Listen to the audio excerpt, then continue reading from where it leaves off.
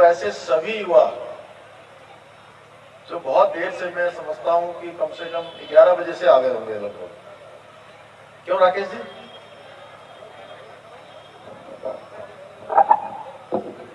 11 बजे से आप लोग सब लोग यहाँ पर आ गए हैं और एक टकटकी लगा के यहाँ पर लगातार सुन रहे हैं, तो आपने तो सब युवाओं को भी फेल कर दिया। आज हमारे बीच में अभी हम लोग जिनको सुन रहे थे, पूरे भारत में सबसे युवा नेता के रूप में और सबसे छोटी आयु के सांसद और हमारी पार्टी के सबसे छोटे युवा मोर्चा के अध्यक्ष, एक कुशल वक्ता, और जिन्होंने बहुत कम समय में पिछले 3-3.5 साल पहले वो स्वयं एक युवा मोर्चा के कार्यकर्ता के जैसे जगह जगह पर पोस्टर लगाने का काम, जगह जगह रैलियां आयोजित करने का काम करते रहे थे और आज पूरे देश के अंदर युवाओं का नेतृत्व कर रहे हैं। ऐसे हमारे बहुत ही तेजस्वी ओजस्वी वक्ता श्रीमान तेजस्वी हमारे सूर्या जी, मैं आप सबकी तरफ से, अपनी तरफ से, उत्तराखंड के सभी भाई बहनों की तरफ से यहाँ पर उनका स्वागत भी करता हूँ, अभिनंदन करता हूँ। एक बार जोरदार तालियां बजा दीजिए।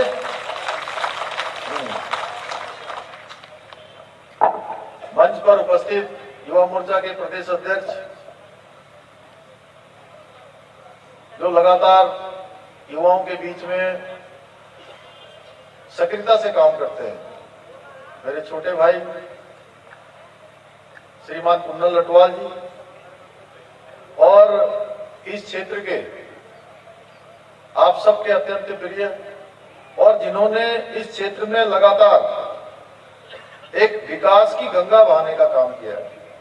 अभी मैं बताऊंगा थोड़ी देर में कि उन्होंने कितने काम इस क्षेत्र में किए हैं। ऐसे हमारे उत्तराखंड सरकार के कैबिनेट मंत्री आदरणीय डॉक्टर धन सिंह रावत जी, युवा मोर्चा की राष्ट्रीय उपाध्यक्ष नेहा जोशी जी, भाई कुलदीप जी, हमारे इस जिले के जिला अध्यक्ष भाई संपत सिंह रावत जी, जिला महामंत्री जगत किशोर बर्थवाल जी, युवा मोर्चा अध्यक्ष सौरभ नौटियाल जी, मंच का संचालन करने वाले जो काफी हमारे अनुसंधानकर्ता भी हैं, अभी सूर्या जी है ना, नाम तो सुधीर जी है इनका, लेकिन अनुसंधानकर्ता भी आप ही कह रहे थे ना कि इतनी सारी रिसर्च करके लाए हैं, बहुत सारी रिसर्च करके लाए थे। श्रीमान सुधीर जोशी जी, हमारे वरिष्ठ नेता आदरणीय अतर सिंह असवाल जी, मेरे साथ युवा मोर्चा में जिन्होंने काम किया भाई सूरज घेडियाल जी, मंडल अध्यक्ष गिरीश पेनोरी जी, मंडल अध्यक्ष खिरसू रमेश मंदरवाल जी, मेरे युवा मोर्चा के समय के महामंत्री भाई नीरज माथुरी जी, अभी विधानसभा प्रभारी हैं, समस्त हमारे पदाधिकारीगण, इस कार्यक्रम में उपस्थित सभी माताएं बहनें और मेरे नौजवान साथियों, आज जिनके निमित्त ये कार्यक्रम हुआ है, हमारे सभी पत्रकार मित्र, छायाकार बंधु, आज मैं पूरे विश्वास के साथ कह सकता हूं कि जितनी बड़ी संख्या में यहाँ पर आप सब लोग आकर पूरी बाइक रैली में जिस प्रकार का मैंने उत्साह देखा, मुझे पूरा विश्वास हो गया है कि अब हमारा ये प्रदेश, ये युवा प्रदेश अब एक नया इतिहास लिखने जा रहा है। अब मुझे आप लोगों की ऊर्जा देखकर ये स्पष्ट रूप से नजर आ रहा है कि भारतीय जनता पार्टी के जो संकल्प थे उन्हें अब सिद्ध होने से कोई नहीं रोक सकता। जिस प्रकार से आप लोगों ने समर्थन किया है, जिस प्रकार से आप लोगों ने यहाँ पर अपना आशीर्वाद प्रदान किया है, आप जैसे जितने भी यहाँ पर आए, मैंने पहले ही कहा, कोई एक तो जो युवा है, युवा की परिभाषा क्या है? युवा की परिभाषा है वो आयु से नहीं है राकेश भाई साहब।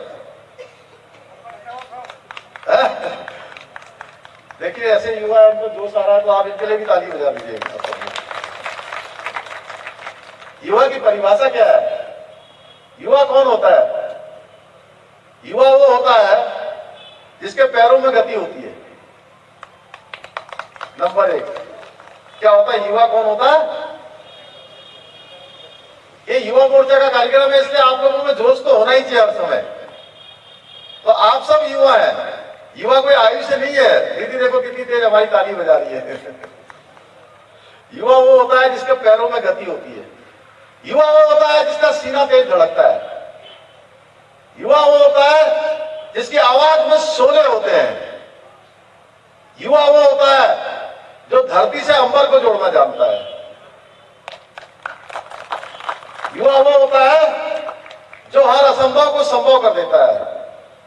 युवा वो होता है जो रेत से तेल निकालना जानता है। युवा वो होता है जो लक्ष्य को साधना जानता है।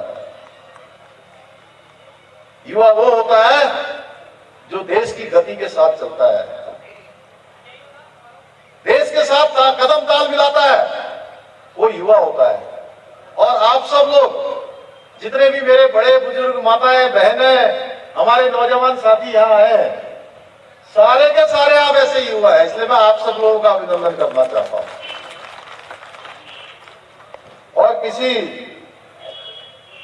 कवि ने लिखा है आप जैसे सभी युवाओं के लिए, छाकर तुम अब आसमान में, छाकर तुम अब आसमान में, सूरज सा यूं प्रकाश करो, जन जन को दे ऊर्जा, पृथ्वी को प्रकाशमान करो, पृथ्वी को प्रकाशमान करो।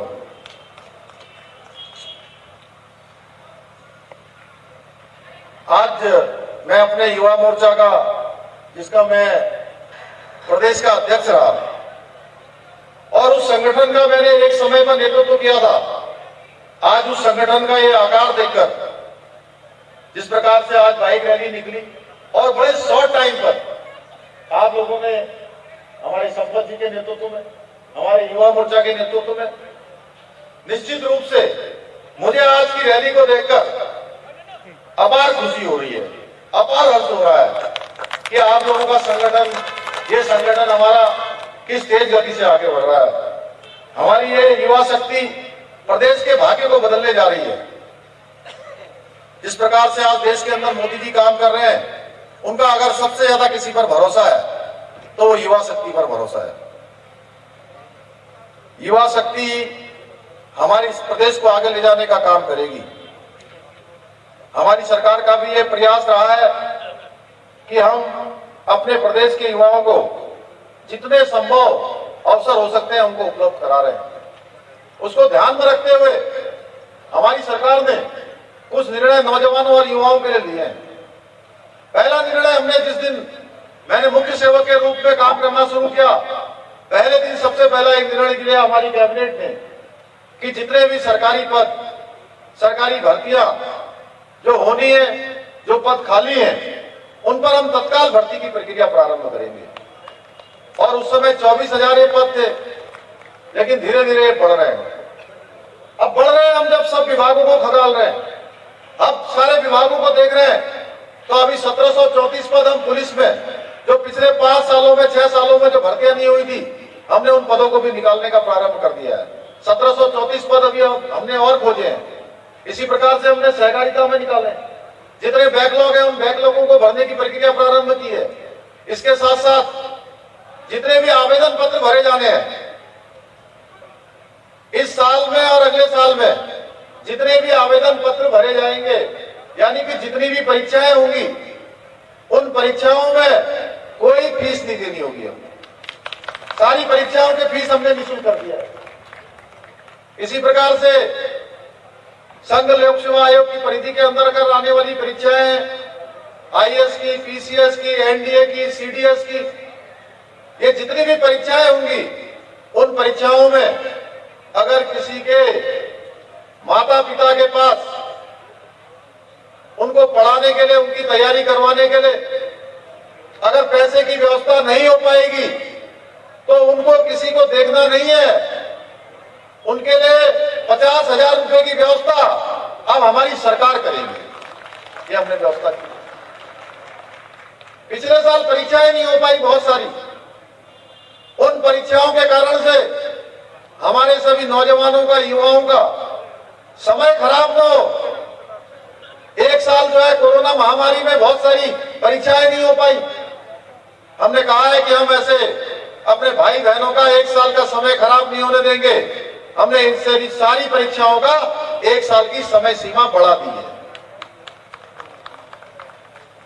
इसी प्रकार से मेडिकल की पढ़ाई करने वाले जो हमारे भाई बहन हैं, जिनकी फीस 4 लाख, 4.5 लाख रुपए जाती थी, हमने तय किया कि हम एक आम आदमी का बेटा, सामान्य आदमी का बेटा भी अगर उसके अंदर योग्यता, क्षमता है, तो हम सबसे न्यूनतम जितनी फीस हो सकती थी 1,45,000 हमने फीस निर्धारित की है।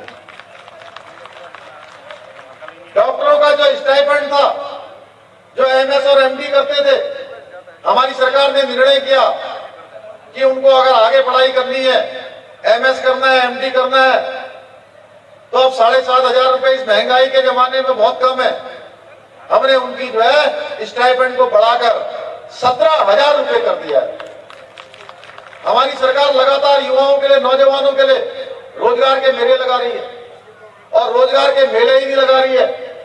जो ऋण लेना चाहते हैं, जो अपना रोजगार करना चाहते हैं, वो घूमते रहते हैं, तो इधर जा रहे हैं, कभी उधर जा रहे हैं, ये फार्म नहीं है, वो फॉर्म नहीं है, तमाम प्रकार से बैंक भी आनाकानी करते थे।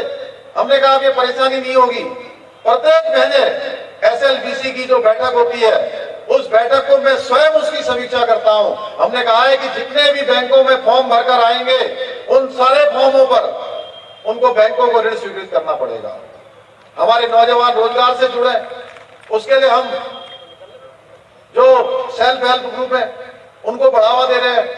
हमारी जो बहनें हैं, जो आजीविका मिशन के तहत स्वयं सहायता बनाकर काम करती हैं, ग्राम संगठनों के माध्यम से काम करती हैं, उनके लिए हमने 5 लाख तक रुपए का ऋण और 3 लाख रुपए तक का ऋण बिना ब्याज के देने की व्यवस्था की है।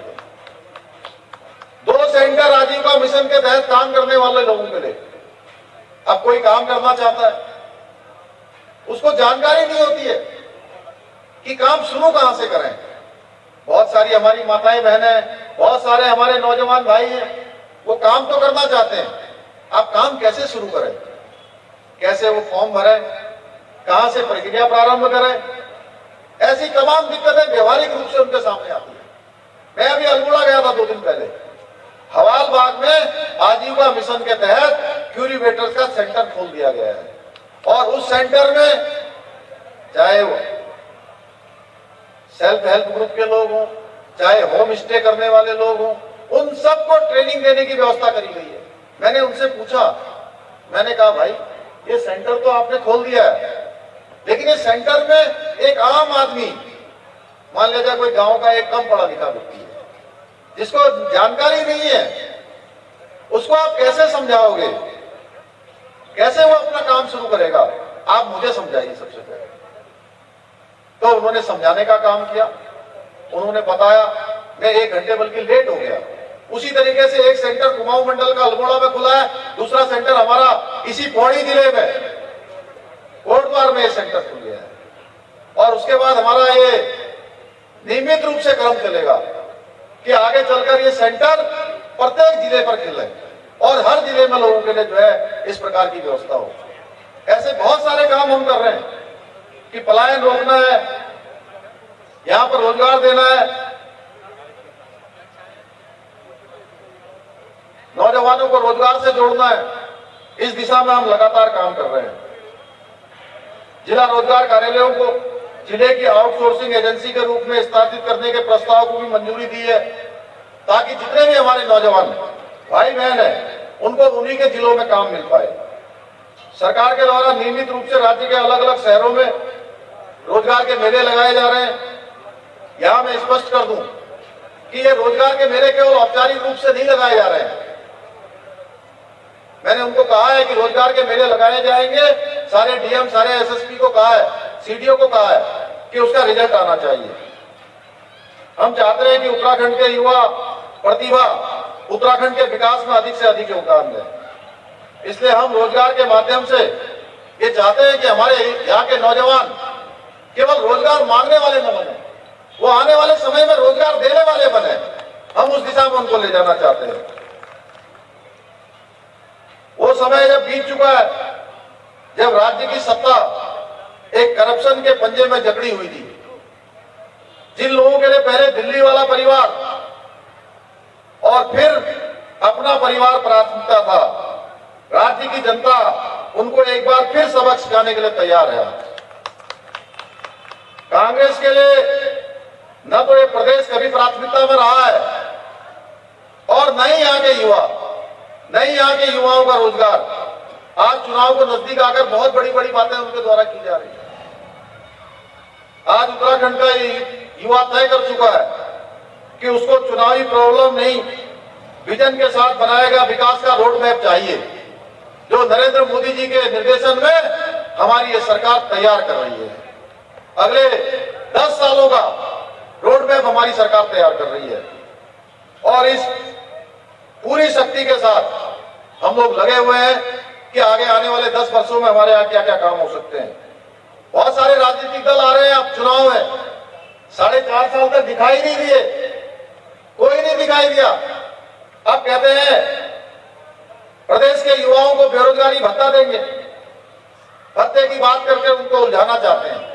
और पिछली बार भी अगर आपको याद होगा तो एक राजनीतिक दल के लोगों ने 5-5 हजार रुपए के रोजगार गारंटी के नाम पर कार्ड बांटे थे। मैं आपसे पूछना चाहता हूं, क्या उस कार्ड का किसी को पैसा मिला? चुनाव के ठीक 2-3 दिन पहले यहां भी कार्ड बांटे गए होंगे, हर विधानसभा में कार्ड बांटे गए थे और एक एक विधानसभा के अंदर 10-10 हजार लोगों को अंतिम समय में बरगलाने के लिए कार्ड बांटे गए थे। और वो कार्ड से रोजगार मिलना तो दूर, 5 हजार मिलना तो दूर, बल्कि जो नेता कार्ड बांट रहे थे वो सारे के सारे वही बेरोजगार हो गए।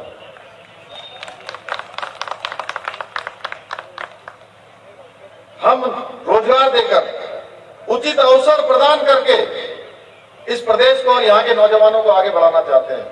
उत्तराखंड का स्वाभिमानी युवा आज भत्ते की बैसाखी नहीं, संभावनाओं की झांकी से अपना सुनहरा भविष्य देखना चाहता है। आप लोग ही बताइए, जिनका स्वयं का युवराज हमेशा बेरोजगार रहने की कसम खा चुका हो, वो दूसरों को रोजगार देने का काम क्या करेंगे? अब मोदी जी गंगा में नहाते हैं, मोदी जी गंगा में स्नान करते हैं बनारस में, इस पर भी उनको आपत्ति है। मोदी जी केदारनाथ में 400 करोड़ की योजनाओं का लोकार्पण और शिलान्यास करते हैं, उसमें भी आपत्ति है उनको। काशी विश्वनाथ कॉरिडोर बनाते हैं, उस पर भी आपत्ति है। भगवान रामलला का मंदिर, जहां भगवान पैदा हुए थे, उस मंदिर का निर्माण मोदी जी के नेतृत्व में होता है, तो उनको उस पर भी आपत्ति है। अब बद्रीनाथ जी का 250 करोड़ रुपए का मास्टर प्लान तैयार हो गया है, वह भी जल्दी ही बनकर हमारे सामने आने वाला है। नई बद्रीशपुरी बनने वाली है, भव्य दिव्य बद्रीशपुरी बनने वाली है। इस पर भी कांग्रेस के लोगों को ऐतराज है, दूसरी पार्टियों के लोगों को ऐतराज है, युवराज को ऐतराज है। अरे मैं आपसे पूछना चाहता हूं, आप बताइए, केदारपुरी में मंदिर में 400 करोड़ रुपए लगना चाहिए था कि नहीं लगना चाहिए था? इधर मेरी माताएं बहनें बता दें, मोदी जी तक भी आवाज जाएगी और वो युवराज के कान भी खुलेंगे। बताइए, मंदिर बनना चाहिए कि नहीं बनना चाहिए? अयोध्या में राम का मंदिर बनना चाहिए था कि नहीं बनना चाहिए था? काशी में भव्य काशी, दिव्य काशी, काशी कॉरिडोर बनना चाहिए कि नहीं बनना चाहिए? देश के अंदर, दुनिया के अंदर 21 जून को योग दिवस मनाया जाना कि तीज मनाया जाना चाहिए? बताइए, मोदी जी को गंगा में स्नान करना चाहिए कि नहीं करना चाहिए?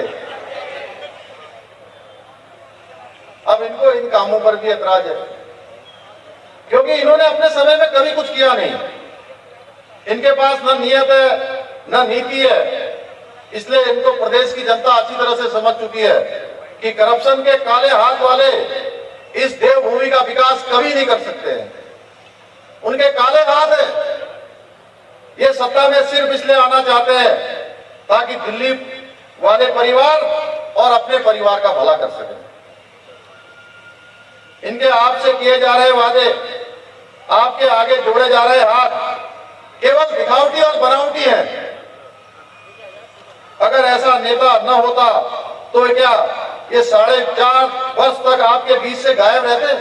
आप ही बता दीजिए। हमारे धन सिंह रावत जी हैं, सरकार बनी पहले दिन से लगातार काम पर लगे हुए हैं। हमारी सरकार काम कर रही है। मोदी जी आज पूरे, मैं बताऊं, मैं बनारस गया था, आपको 5 मिनट का समय मैं और ले लेता हूं, हालांकि अभी 2 दिन कार्यक्रम है, लेकिन मुझे बताना चाहिए आपके सामने कि आज देश का मुख्य सेवक कितनी मेहनत से, कितने परिश्रम से काम कर रहे हैं। मैं मुख्यमंत्री परिषद की बैठक में बनारस गया था और बनारस में हमारी जो बैठक है वो रात को 1 बजे तक चली और 1 बजे जब हमारी बैठक समाप्त हुई, गंगा आरती में हम लोगों ने भाग लिया था उस दिन बनारस में। 1 बजे बैठक समाप्त होने के बाद मेरे से आगे थोड़ा सा योगी जी थे, उससे आगे प्रधानमंत्री जी थे, तो उन्होंने मेरी तरफ देखते हुए कहा कि मेरा अभी एक कार्यक्रम और है। तो मेरी समझ में ये नहीं आया कि अब रात में 1 बजे कौन सा कार्यक्रम होगा। तो मैंने पूछा कौन सा कार्यक्रम है। मुझे बड़ी हैरानी हुई। मोदी जी बोले कि जितने यहाँ प्रोजेक्ट चल रहे हैं बनारस में, मैं सांसद हूं यहाँ का, और अगर मैं दिन में लोगों के बीच में जाऊंगा तो लोगों को परेशानी होगी, रोड जाम होगा, रास्ते बंद होंगे, इसलिए मैं इन सारे प्रोजेक्टों को रात में देखता हूं। और 3 बजे रात तक उन्होंने वो सारे प्रोजेक्ट घूम घूम कर देखे। परिश्रम की पराकाष्ठा जिस प्रकार से मोदी जी कर रहे हैं। आज हमारे देश के अंदर हो या प्रदेश के अंदर हो, इन पार्टियों को परेशानी है कि मोदी जी आखिर इतना परिश्रम क्यों कर रहे हैं। जिन्होंने सौगंध ले रखी है, जिन्होंने संकल्प ले रखा है, जिन्होंने शपथ ले रखी है कि भारत माता को विश्व गुरु बनाना है, जगत गुरु बनाना है, हिंदुस्तान को नंबर 1 हिंदुस्तान बनाना है, उसके लिए वो काम कर रहे हैं। इसलिए ये लोग 4 साल तक गायब थे, अब तमाम प्रकार की बातें कर रहे हैं। ये लौट कर आए हैं तो केवल और केवल आपके वोट के लिए आए हैं। वोट पाकर अपनी सत्ता की भूख को संतुष्ट करने के लिए आए हैं। ये धन की राजनीति करने वाले लोग हैं और इनकी राजनीति में आम जन कहीं नहीं है, आम जनता, सामान्य जनता कहीं नहीं है। प्रदेश और प्रदेश की जनता से इनका कभी कोई लेना देना नहीं रहा है और युवाओं को भी केवल और केवल इन्होंने बरगलाने का काम किया है। ये वीर भूमि कैसे भूल सकती है।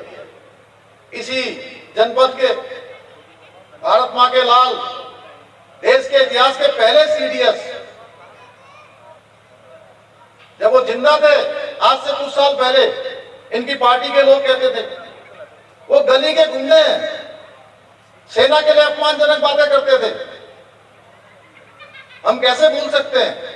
और आज जब चुनाव आ गया है तो देहरादून में रैली करते हैं और जिन जनरल रावत का और जिन सैनिकों का अपमान करते थे उनकी बड़ी बड़ी फोटो लगा रहे हैं, बड़ी बड़ी फोटो लगा रहे हैं। शर्म आनी चाहिए इनको। हम ऐसे कैसे भूल सकते हैं कि आज जो इस पार्टी के युवराज है उनकी गेंद में खोलने वाला एक नेता एक समय देश विरोधी नारे लगाने वाली टोली में शामिल था। हम कैसे भूल जाएं कि इसी दल के एक नेता ने जय श्री राम का उद्घोष करने वालों को कहा कि ये राक्षस है। हम कैसे भूल जाएं इसी दल के एक दूसरे नेता ने हिंदुत्व की जो तुलना है वो आईएसआई से करी है। जिस दल का युवराज ही हिंदुत्व और हिंदू की उचित व्याख्या न कर पाता हो, उसके परिपक्वता की उम्मीद कभी नहीं की जा सकती है। उनसे समझदारी की कोई उम्मीद कभी नहीं की जा सकती है। इस दल और इसके नेताओं ने हमेशा ही हमारी सनातन संस्कृति को नीचा दिखाया, हमारे प्रतीकों का अपमान किया है। एक तरफ ये लोग हैं और दूसरी तरफ आदरणीय प्रधानमंत्री नरेंद्र मोदी जी हैं, जो 21वीं सदी के हिसाब से इस देश को आगे बढ़ाने का काम कर रहे हैं, इस देश को आगे ले जाने का काम कर रहे हैं। आप देख रहे हैं यहाँ पर 4 धाम यात्रा के हमारी ऑल वेदर रोडों का काम चल रहा है, लगातार कर्णप्रयाग ऋषिकेश रेल लाइन का काम चल रहा है। ऐसे सारे मंदिरों का जीर्णोद्धार हो रहा है। पूरे हिंदुस्तान के अंदर एक नया हिंदुस्तान बन रहा है। भारतीय दर्शन के वैभव को भी पुनर्स्थापित मोदी जी के नेतृत्व में हो रहा है। और हमारे यहाँ पर धन सिंह जी के लगातार काम कर रहे हैं। यहाँ पर पासपोर्ट श्रीनगर में खुल चुका है, पासपोर्ट कार्यालय पूरे इस क्षेत्र के आसपास के क्षेत्रों का। इसी के साथ NIT, भारत का इतना बड़ा संस्थान श्रीनगर में बना ही है। IAS, IPS, NDA की परीक्षा यहाँ पर हो रही है। सुपर 50 यहाँ पर चल रहा है, super 50, super medical college Srinagar को बनाया गया। 20,000 लीटर पानी हमारी सरकार ने तय किया है कि यहाँ पर फ्री में दिया जाएगा। पिछले बार में जब श्रीनगर आया था तो मैंने आपके सामने घोषणा की थी कि हम श्रीनगर को, चूंकि ये ऐसा शहर है, पूरे 4 धाम की यात्रा यहाँ से होकर गुजरती है, जनसंख्या का घनत्व बढ़ रहा है, इसका विकास होना चाहिए। धन सिंह जी ने प्रस्ताव रखा था, हमने इसको नगर निगम बनाने की घोषणा की थी। बहुत जल्दी हम इसका शासनादेश कर देंगे, ये नगर निगम बन जाएगा और भी बहुत सारी योजनाएं आएंगी। ठंडी रोडें यहाँ बना रहे हैं, मैरीन ड्राइव रोड बना रहे हैं लगातार, और आपकी बहुत सारी योजनाएं हैं जो लगातार हम लोग काम कर रहे हैं इस पर।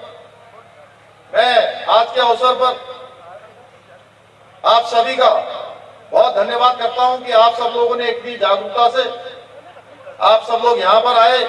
आप सब लोगों ने यहाँ हमारे सभी नेताओं को सुना। युवाओं की जागरूकता ही न केवल हमारे इस प्रदेश के लिए बल्कि ये देश का भी भविष्य तय करेगी। आज उत्तराखंड का युवा विकास चाहता है, उत्तराखंड का युवा संभावनाओं से भरा आकाश चाहता है, उत्तराखंड का युवा अपने सपनों को साकार करना चाहता है, और उत्तराखंड का युवा एक बार फिर जैसे केंद्र में मोदी जी के नेतृत्व में 1 लाख करोड़ योजनाओं का यहाँ पर अभी तक स्वीकृति हो चुकी है, 1 लाख करोड़ योजनाओं का।